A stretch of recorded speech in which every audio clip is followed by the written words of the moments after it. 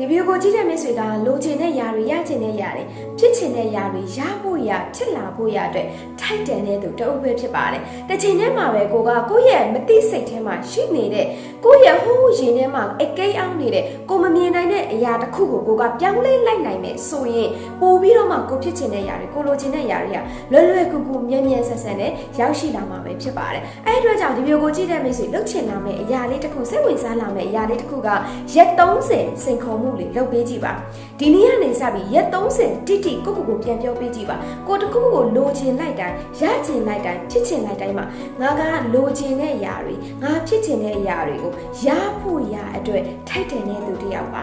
ငါဖြစ်ချင်တဲ့အရာတွေငါလိုချင်တဲ့အရာတွေကိုငါလက်ခံဖို့ရအတွက်ငါအစင်သစ်ဖြစ်နေပါပြီဆိုတော့စကားလုံးလေးကိုခန်းစားချက်ပါနဲ့အမြဲတမ်းပြောပေးကြည့်ပါအဲ့လိုပြောပေးခြင်းအားဖြင့်တေချာပါတယ်ဒီဗီဒီယိုကိုကြည့်တဲ့မိတ်ဆွေရဲ့ပေါ်မှာလိုချင်တဲ့အရာတွေဖြစ်ချင်တဲ့အရာတွေအနည်းနဲ့အမြန်လွယ်ကူရရှိပိုင်ဆိုင်လာမှာပဲဖြစ်ပါတယ်တခုတော့ရှိပါတယ်လိုချင်တယ်ဆိုလို့ရှိရင်စိတ်ရှိတိခတ်ဇွဲရှိဖို့လိုအပ်ပါတယ်ဒါကြောင့်ပြောပေးကြည့်ပါကျေးဇူးတင်ပါတယ်အမြဲတမ်းမှတ်ထားပါ Hero is